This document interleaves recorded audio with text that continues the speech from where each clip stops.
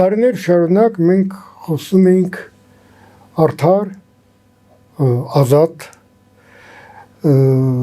ընտրությունների մասին։ Եվ դեռ տարիներ շարունակ առաջ ես ասում էի, որ այդ ազատ ընտրությունները իրականում ոչ թե նրա համար են, որպեսզի ընտրվի լավ իշխանություն կամ լավ ընդդիմություն, այլ որպեսզի ընտրողը զգա իր պատասխանատվությունը ընտրության համար։ Որտեվ միայն այն երկիրը կարելի է համարել կայացած, որտեղ ընտրողը կրում է պատասխանատվություն իր երկրի համար։ Դա շատ կարևոր է, որտեվ երբ դուք քեզ դուր չի գալիս, ասենք թե երկրի ղեկավարը կամ իշխող կամ ուժը կամ ընդդիմությունը եւ այլն, եւ ընտրությունները ազատ չեն, միշտ ունես բացատրություն, հա, դե ես չեմ մասնակցել կամ իմ քվեն կեղծել են, ուրիշ տեղից բերել նշանակել են եւ այլն, ես պատասխանատվություն չեմ կրում։ Պատասխանատվություն կրել ամենակարևոր բանն է եւ այդ ընտրությունները, ազատ ընտրությունները, նրանք վերջ-վերջում մեր հայելին են։ Չի կարելի հայելու վրա նեղանալ։ Որպեսզի հայելու մեջ լինի ուրիշ կերպար, քո կերպարը պետք է փոխվի։ Քաղաքական գործիչները սպասարկում են հանրության տրամադրությունների, հանրության մտածելակերպը որոշակի։ Եվ ամենակարևորը նաև սպասարկում են հանրության ցենտրացիոն արժեքային համակարգ որոշակի։ Եթե ձայները շահում որևէ քաղաքական գործիչ կապ չունի,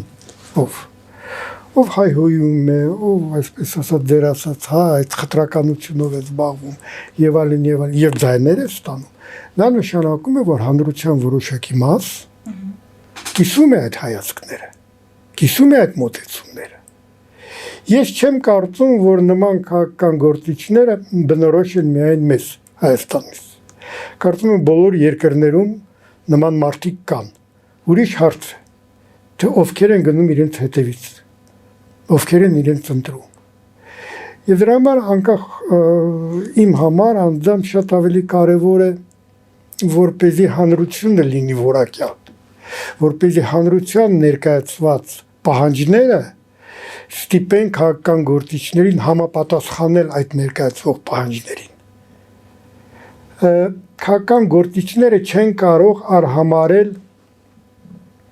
հանրության տրամադրությունները։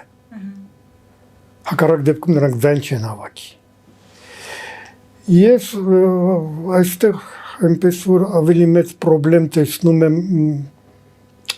հանրության որոշակի շերտերի մեջ։ Մենք շատ հաճախակի փորձում ենք ընդհանրացնել, հա, ասենք մշակութային մայրաքաղաք չի նշանակում, որ բոլոր բնակիչները ապրում են այդ մշակույթով կամ կրում են այդ մշակույթը։ Բացարձակապես հանրության մեջ կան շատ տարբեր խմբեր եւ մենք ունենանք այն ժամանակ գիրտ իշխանություն եւ ընդդիմություն, երբ ինքներս կդառնանք այդպիսին։ Մեր պահանջները, որոնք ուղղված պետք է լինեն թեկնածուներին, հա, առաջին հերթին պետք է անդրադառնան մեր վրա, մենք ինքներս պետք է աշխատենք ուրիշ համակարգի մեջ, հա, արժեքային։ Բերեմ հասարակ օրինակ։ Ես շատ ակտիվ չէի հետևում այդ ուրեմն բաներին, վեճերին, բայց մի բան ականջովս ընկավ, որ շատ-շատերը խոսում էին թասիբի մասին, հա։ Այդ երբ մենք թասիբը կփոխարինենք արժանապատվությամբ, կարծում եմ, որտեղ թասիբի տակ կարելի է հասկանալ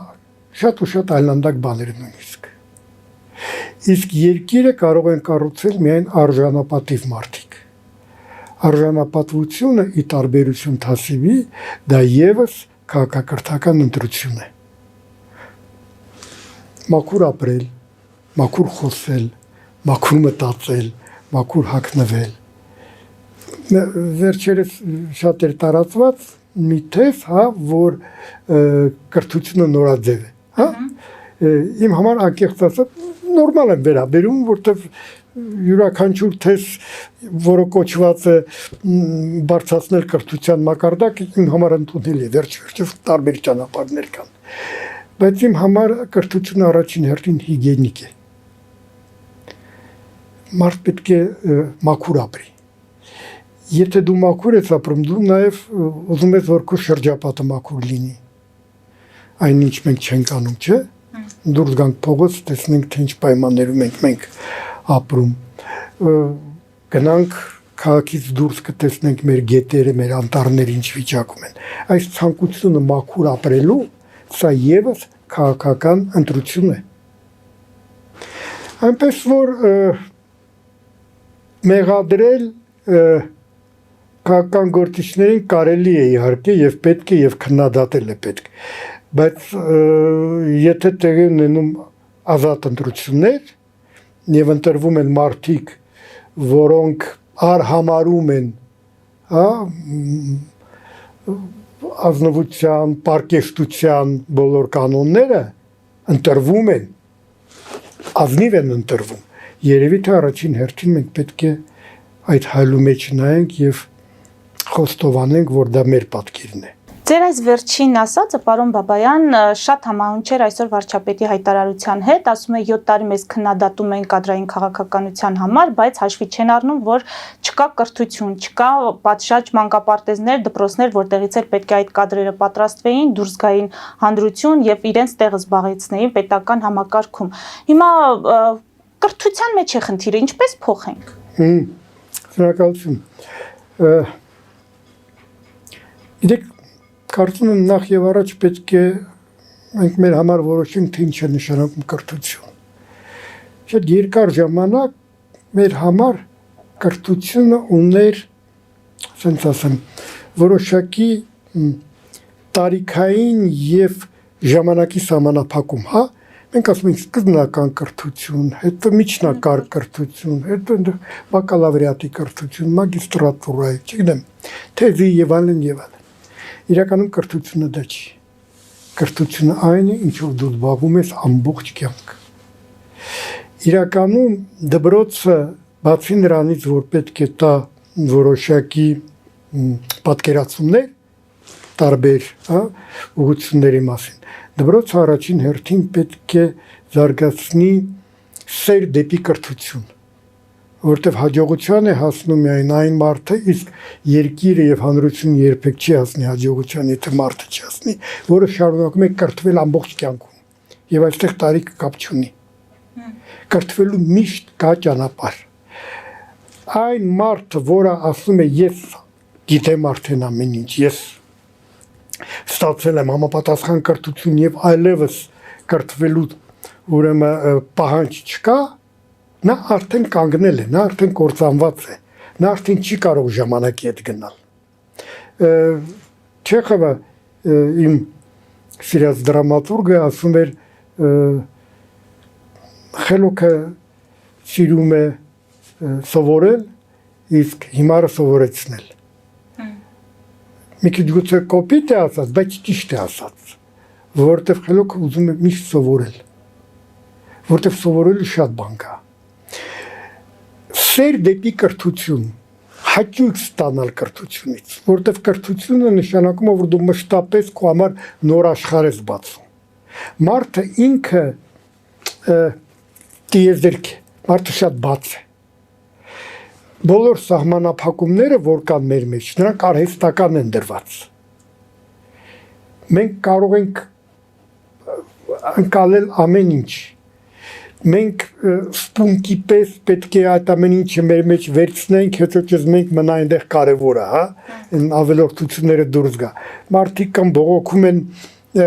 բանից, համացանցից, որ համացանցում լիքը աղբ կա, այո, բայց համացանցում նաև կա շատ պիտանի բաներ, նաև ով ինչ է ընտրում։ Այդ կրիտիկական, որտեվ խոսքը ոչ միայն ուրեմն կրթության մասին է, խոսքը կրիտիկական կրթության մասին է, որպեսզի դու այն ամենը, ինչ որ սովորում ես, անցկացնես քո միջով, քննադատական ձևով դարձնես դա քո սեփական սկզբունքը, որտեղ իրականում այն մարդը, որի սկզբունքները, մոտեցումները, տեսակետները ձևավորվում են սեփական ուղեղի աշխատանքի արդյունքում, շատ ավելի ամուր է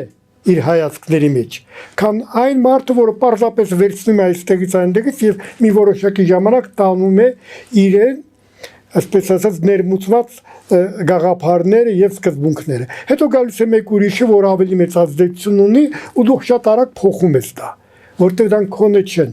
Դրանք ուրիշ տեղից վերցրած են, դու չես մարսել դա, դու քեզնով չես արել դա։ Այնպես որ երբ խոսում ենք, ասում ենք կրթություն, որ կրթությունը այո շատ կարևոր է։ Մենք պետք է որոշենք, թե ինչպիսին պետք է լինի այդ կրթությունը։ Նա պետք է լինի շարունակական։ Նա ունի պարզապես սենց լևելներ, հա, աստիճաններ, բայց նա չի ավարտվում։ Ինչպես չի ավարտվում եւ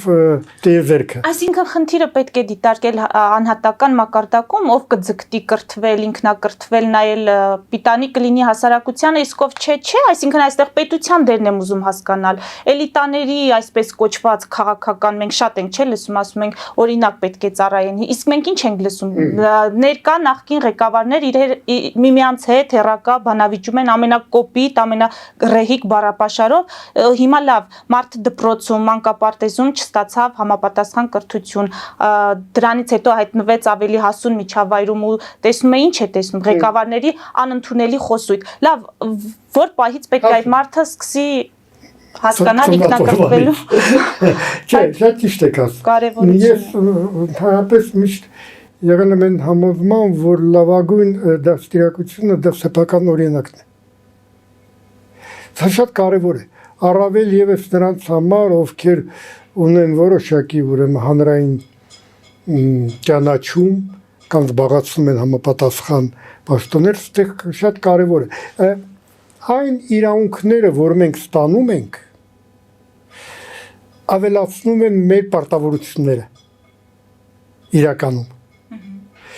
Որտեւ ես չի ասի, որ օրինակ են վերցնում, բայց ասում են, այ եթե իրենց կարելի է, ապա ինչու ինչ չի կարելի։ Եվ այո, այն ինչ որ քեզ կարելի է, երբ դու չես կրում այդ պաշտոնը,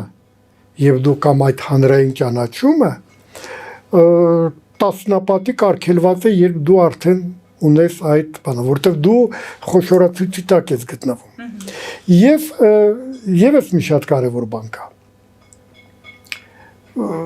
Բոլոր դեպքերում կրթվածությունը այո անձնական է, որտեղ դու եթե այդպիսին չես, հա, ասենք ասեմ, եթե դու դաստիարակված չես, եթե կիրթ չես, ինչքան էլ քեզ չզսպես, մի օր դա դուրս կգա։ Ուրեմն առաջին հերթին աշխատի քո վրա, որ որևէ պարագայում, որևէ ձևով դու չկարողանաս վատ ձևով արտահայտվել, ներկայանալ, որտեվ քո էությունը ոչ թե զսպած շապիկի մեջ է, այլ պարզապես այդպիսին է քո էությունը։ Կիրթ ես։ Կիրթ մարդուն հնարավոր չէ ներկայացնել որպես անկիրթ մարդ։ Եվ հակառակ անկիրթ մարդուն հնարավոր չէ ներկայացնել որպես կիրթ մարդ։ Ուզում ես 10 հատ կոստյում հագցրու, ուզում ես կաբինետներ տուր, բազկաթոռներ, բազմաթիվ հեռախոսներ եւ այլն, որևէ բան չի փոխվի դրանից։ Եվ եւս մի կարևոր բան, այդ դուք ասացիք, հա, նախկին ներկա խոսում են իրար հետ եւ այլն, թվում է թե մարդիկ կրում են տարբեր քաղաքական հայացքներ, հա, եւ բախում են։ Իմ համար անկեղծ ասած դա նույն քաղաքական հայացքներն են, որտեղ ես բաժանում եմ մարդկանց ոչ թե քաղաքական հայացքներով, այլ քաղաքակրթական դաշտով։ Եթե դուք ընդունում եք որպես նորմ, որ կարելի է հայհոյել, կարելի է վիրավորել, կարելի է զրպարտել, կարելի է սպառնալ, ինձ այլևս չեն հետաքրում ձեր քաղաքական հայացքները, որտեվ այդ ձեր բառապաշարը, այդ ձեր մոտեցումները, այդ ձեր հանրային խոսքի օգտագործումը իմ համար խորտ քաղաքակրթական դաշտում է գտնվում։ Եվ կարծում եմ մարդիկ բաժանվում են այդպես։